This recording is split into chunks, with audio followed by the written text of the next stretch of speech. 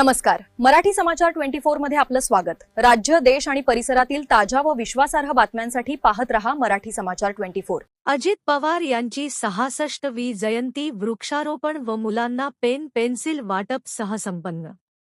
अकोला जिल्हा प्रतिनिधी देवानंद खिरकर.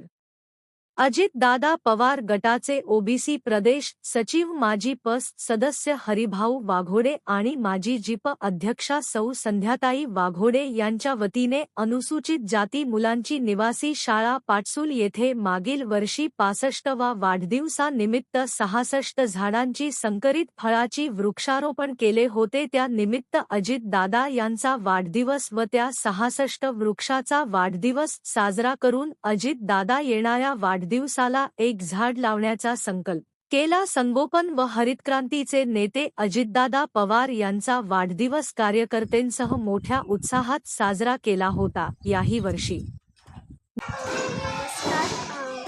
आज देवरिया गावात जिल्हा परिषद शाळेमध्ये स्वर्गवासी माननीय अजितदादा पवार यांची जयंती साजरी झाली. त्यामध्ये शालेय साहित्य वाटण्यात आले आहे.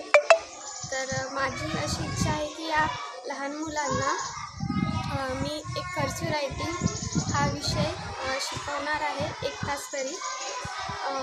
म्हणजे त्यांच्यामध्ये काहीतरी नवीन असं शिकण्यासाठी त्यांना मी मदत करेल.